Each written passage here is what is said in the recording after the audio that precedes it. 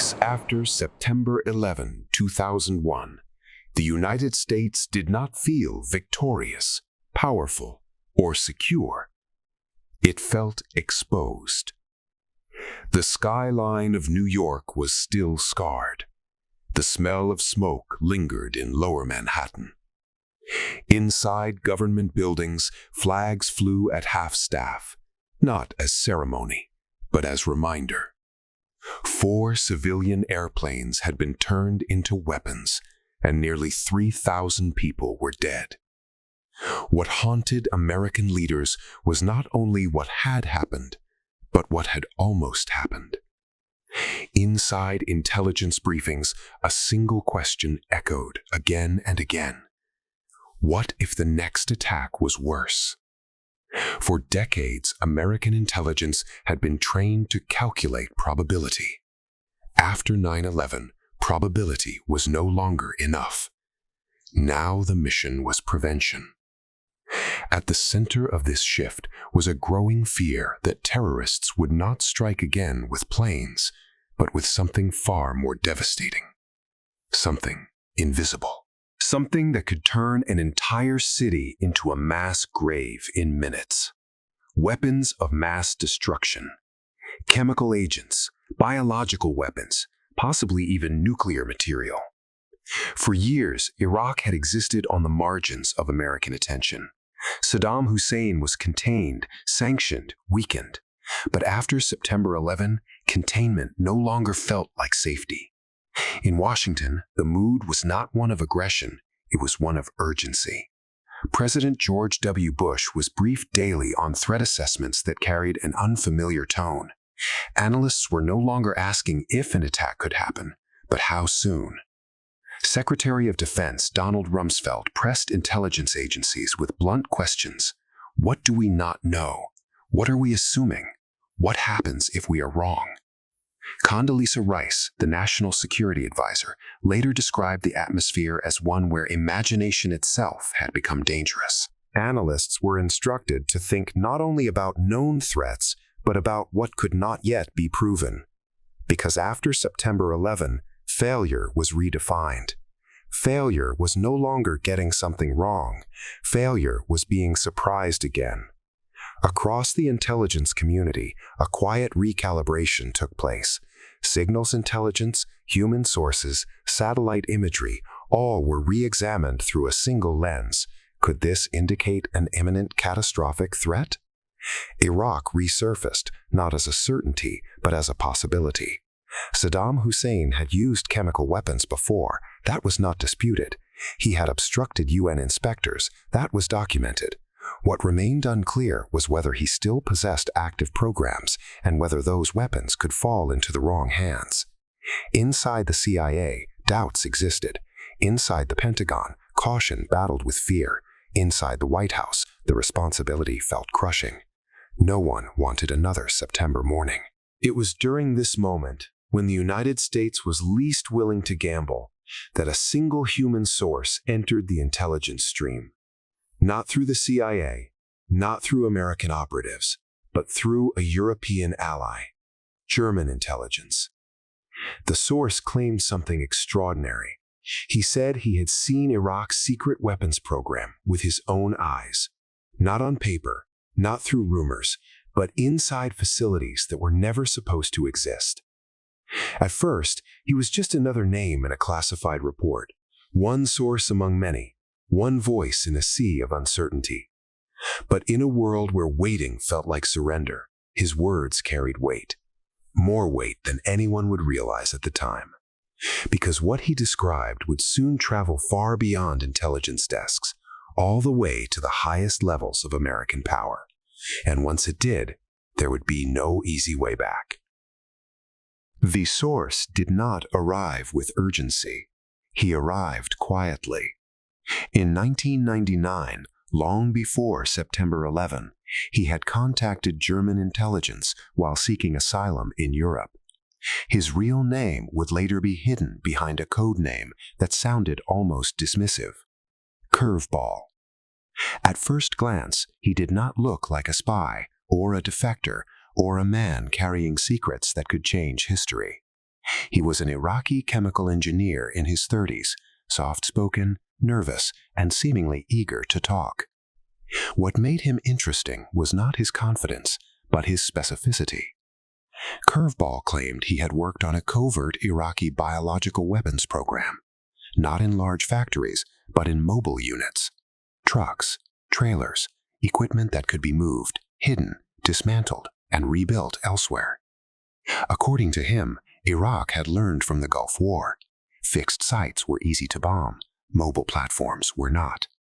He described fermentation tanks, drying equipment, laboratory layouts. He sketched diagrams. He named supervisors. He provided timelines. To German intelligence officers, his account felt unusually detailed. But there was a problem. They could not verify it. Curveball never allowed direct access to American interrogators. He refused face-to-face meetings with the CIA. Everything passed through German handlers, filtered, summarized, translated. Warnings were attached to the reports. Source credibility uncertain. Information not independently confirmed. And yet, after September 11, uncertainty itself had become dangerous. Inside American intelligence, Curveball's reports were not treated as proof. They were treated as possibility. And possibility, in the post-9/11 mindset, demanded attention. Analysts at the CIA's Weapons Intelligence, Non-Proliferation, and Arms Control Center reviewed his claims alongside satellite imagery, trucks, facilities, suspicious movements. Nothing definitive, but nothing disproving him either. In another era, this ambiguity might have stalled the case, but this was not another era. In briefing rooms, intelligence officers faced a moral paradox. If Curveball was lying, the risk was political embarrassment. If he was telling the truth, the risk was mass death. That imbalance mattered. Inside the Pentagon, Curveball's claims aligned with existing fears. Donald Rumsfeld famously dismissed the absence of evidence as irrelevant. The absence of evidence is not evidence of absence, he argued. Vice President Dick Cheney was briefed repeatedly on Iraq's potential capabilities. He asked hard questions, pressed for worst-case scenarios. At the CIA, dissent existed. Analysts debated reliability. Some officers flagged Curveball as unstable. Others noted inconsistencies in his timeline. But the intelligence system was under pressure. Not to be aggressive, but not to be wrong again. In October 2002, the U.S. intelligence community produced the National Intelligence Estimate on Iraq's weapons programs. It was not a unanimous document. It contained caveats, footnotes, dissenting views. But its headline conclusion was clear. Iraq was assessed to possess chemical and biological weapons and to be reconstituting its nuclear program. Curveball was not the only source, but he was the most vivid. His descriptions turned abstract threat into concrete imagery, mobile labs, hidden production, weapons that could disappear overnight. When policymakers read the estimates, they did not see technical debates, they saw risk. In public speeches, President Bush spoke carefully but firmly. The Iraqi regime possesses biological and chemical weapons, he said, not as accusation, but as warning. Then, in February 2003, the intelligence case reached its most consequential moment. Secretary of State Colin Powell stood before the United Nations Security Council. Powell was not a hawk. He was respected, cautious, widely trusted. His presence signaled seriousness, not recklessness. Holding up diagrams and satellite images, Powell described mobile biological laboratories. His words echoed Curveball's claims. "This is not speculation," Powell said. "These are facts." Behind the scenes, some intelligence officers watched with unease. They knew the fragility of the sourcing. They knew the doubts that had been buried beneath urgency. But the moment had passed. The narrative had solidified. In a world still haunted by burning towers, hesitation felt irresponsible. And once the decision crossed a certain threshold, momentum replaced deliberation. In March 2003, American forces crossed into Iraq. The assumption was not that war was inevitable. It was that delay was dangerous. Only later would the cost of that assumption become fully visible. The invasion began exactly as planned. In the early hours of March 20, 2003, American cruise missiles struck Baghdad. Within days, coalition forces advanced at a speed not seen since World War II. Iraqi command structures collapsed almost immediately. Units surrendered. Regime symbols fell. From a military standpoint, the opening phase was a success. The doctrine of shock and awe worked. The Iraqi army disintegrated faster than expected. Baghdad fell in just 3 weeks. For many in Washington, this seemed to confirm the intelligence case. A regime accused of hiding weapons would naturally collapse under pressure. But as U.S. forces secured cities, airfields, and government facilities, a quiet question began to surface among field commanders and intelligence officers. Where were the weapons? Specialized units followed pre-war intelligence leads. They searched suspected laboratories, warehouses, industrial complexes, mobile truck routes described in briefings. They found nothing. The Iraq Survey Group, a 1,400-person task force composed of CIA analysts, military specialists, and weapons inspectors, was deployed to conduct the most exhaustive search in modern history. Its mission was clear: find the weapons, confirm the justification. Weeks passed, then months. Instead of stockpiles, inspectors found abandoned equipment, rusting containers, documents from the 1980s, programs long dismantled under UN pressure after the Gulf War. There were no mobile biological labs, no active chemical production, no nuclear program. By mid-2003, the internal assessment became unavoidable. The weapons did not exist. Inside intelligence circles, the realization landed with force. This was not a single failure. It was a systemic one. Analysts began retracing the chain of assumptions. Each link, when isolated, appeared reasonable. Combined, they had produced certainty where only probability existed. At the center of that chain was curveball. When CIA officers were finally allowed direct access to him in 2004, the cracks became obvious almost immediately. His technical descriptions collapsed under scrutiny. Timelines conflicted. Details shifted. He had never seen the facilities he described. He had invented them. His motivation was not ideology or loyalty. It was asylum. He believed exaggeration would make him valuable. He never imagined it would help trigger a war. German intelligence admitted they had doubted him early. Those doubts had been passed along, but quietly, buried beneath summaries. No single official had lied. No single decision had caused the outcome. Instead, fear had accelerated interpretation. In Washington, political consequences followed. President Bush accepted responsibility for intelligence failures, but emphasized context. Decisions had been made in a post-9/11 environment where inaction carried its own risks. Colin Powell later called his UN speech a blot on his record, not because he intended deception, but because he trusted assessments that proved wrong. Within the CIA, careers ended. Reviews were brutal.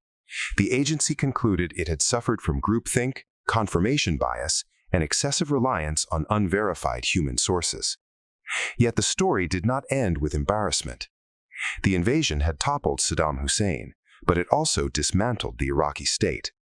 Without weapons to secure, the mission shifted overnight from prevention to occupation. Insurgency followed. Sectarian violence erupted. American forces trained for decisive combat found themselves fighting an undefined enemy in an undefined war. Looking back, historians would argue that the intelligence failure was not about malice, but about momentum. Once a narrative aligns with fear, technology, and political pressure, it becomes self-reinforcing. Curveball did not cause the war, but his lies became accelerant. And the real lesson was not about deception, but about decision-making under uncertainty. After 9/11, the United States had resolved never again to underestimate a threat. In Iraq, it learned the cost of overestimating one. The summer of 2003, the war had officially been declared over. President George W. Bush stood aboard the USS Abraham Lincoln beneath a banner reading, "Mission accomplished." The Iraqi regime had collapsed. The invasion phase was complete. But on the ground, a far more complex conflict was just beginning. With Saddam Hussein gone, the United States faced a problem it had not fully planned for: governing a country whose institutions had been shattered overnight. The Coalition Provisional Authority, led by Paul Bremer, assumed control of Iraq. Its mandate was ambitious: rebuild the state, establish democracy, and prevent chaos. Two early decisions would define everything that followed. The first was de-Baathification. All members of Saddam's Ba'ath Party were removed from government positions. On paper, it was meant to purge loyalists of a brutal dictatorship. In practice, it removed tens of thousands of experienced administrators, engineers, teachers, and civil servants overnight. The second decision was the dissolution of the Iraqi army. More than 400,000 armed men were suddenly unemployed, unpaid, and humiliated. Many took their weapons home. Others took their resentment underground. From a strategic standpoint, these choices created a vacuum. There was no functioning police force, no credible national army, no unified authority respected across sectarian lines. Looting spread across Baghdad. Power grids failed. Borders became porous. American forces, trained to defeat armies, now found themselves tasked with policing cities, mediating tribal disputes, and rebuilding infrastructure, often without enough troops or local knowledge. At the same time, intelligence assessments shifted again. What began as a search for weapons had turned into a race to contain instability. Foreign fighters flowed into Iraq. Groups loyal to Abu Musab al-Zarqawi exploited chaos, framing the occupation as a crusade. Improvised explosive devices appeared along supply routes. Attacks grew more frequent and more lethal. This was no longer a conventional war. It was an insurgency. Inside the Pentagon and CIA, analysts debated what had gone wrong. Many argued the invasion itself was not the core mistake, but the assumption that Iraq would stabilize naturally once Saddam was removed. That assumption proved fatally optimistic. American planners had expected gratitude. Instead, they encountered suspicion. Every patrol, every checkpoint, every raid risked turning civilians against them. The original intelligence failure now carried a second consequence. Without weapons of mass destruction to secure, the moral clarity of the mission eroded. International support weakened. Domestic skepticism grew. Yet within the military, adaptation began. Commanders like David Petraeus studied counterinsurgency theory, emphasizing population security, local partnerships, and intelligence-driven operations. The U.S. military, often criticized for rigidity, began to evolve in real time. Still, the cost mounted. By 2006, Iraq was on the brink of civil war. Sectarian killings surged. Entire neighborhoods were ethnically cleansed. For many Americans watching from home, the question became unavoidable. How had a war launched to prevent catastrophe produced so much instability? The answer, increasingly, pointed back to the moment before the invasion, when fear outweighed doubt and certainty replaced skepticism. The war in Iraq was no longer about weapons, it was about responsibility, and responsibility, once assumed, cannot be abandoned easily. By late 2006, the Iraq War had reached its most dangerous moment. Sectarian violence was spiraling out of control. Baghdad was fractured into hostile neighborhoods. Daily casualty reports crossed the desks of officials in Washington with alarming regularity. Inside the White House, President George W. Bush faced a reality few leaders openly admitted. The war was being lost, not militarily, but politically and socially. The original strategy assumed that once Saddam Hussein was removed, Iraqi institutions would stabilize quickly. Instead, the collapse of authority created a vacuum filled by militias, insurgents, and foreign jihadist networks. Within the Pentagon, senior officers were divided. Some argued for a gradual withdrawal, believing the conflict had become unsustainable. Others warned that leaving too soon would plunge Iraq into full-scale civil war and permanently damage American credibility. Amid this uncertainty, one voice began to stand out: General David Petraeus. Petraeus was not just a battlefield commander. He was a military intellectual who had spent years studying insurgencies, from Vietnam to Algeria. He believed the United States had misunderstood the nature of the war. This is not about territory, he argued. It's about people. Petraeus helped rewrite the U.S. Army's counterinsurgency manual, emphasizing civilian protection over enemy body counts. His core idea was simple but costly. American forces had to live among the Iraqi population, not operate from distant bases. In January 2007, President Bush announced what became known as the Surge. An additional 30,000 U.S. troops would deploy to Iraq, but more importantly, the mission would change. Troops would establish small combat outposts inside volatile neighborhoods. Patrols would be constant, predictable, and personal. The goal was to deny insurgents access to civilians and rebuild trust street by street. The risks were enormous. More soldiers in closer contact meant higher exposure to attacks. Commanders knew casualties would rise before any improvement became visible. At the same time, a critical development unfolded in western Iraq. In Anbar province, Sunni tribal leaders had grown increasingly hostile toward al-Qaeda in Iraq. The extremist group imposed brutal punishments, disrupted local power structures, and alienated the population. Quietly, these tribal leaders reached out to U.S. forces. What followed became known as the Anbar Awakening. Former insurgents began cooperating with American troops, providing intelligence, manning checkpoints, and pushing al-Qaeda out of their communities. For the first time, the war showed signs of reversal. Violence levels dropped sharply by late 2007. Improvised explosive attacks declined. Civilian deaths decreased month after month. Inside Washington, analysts described it as something rare in modern warfare, a strategic recovery. But it came at a steep price.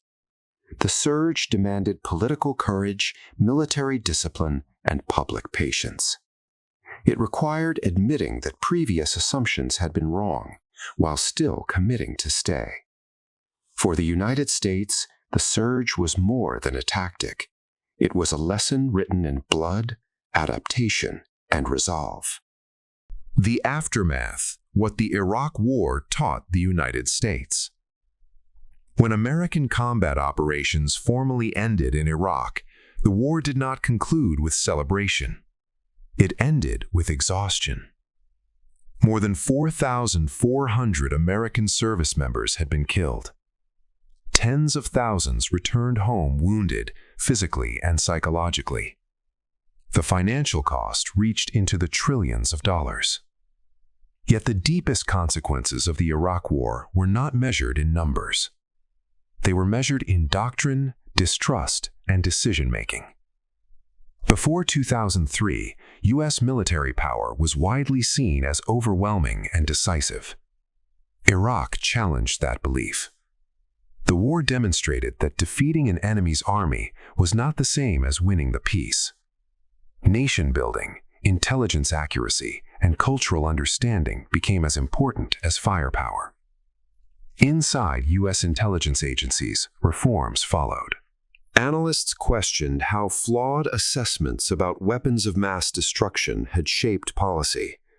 New safeguards were introduced to prevent political pressure from distorting intelligence conclusions. For future presidents, Iraq became a cautionary reference point. Every proposed intervention was compared to it. Every warning echoed it.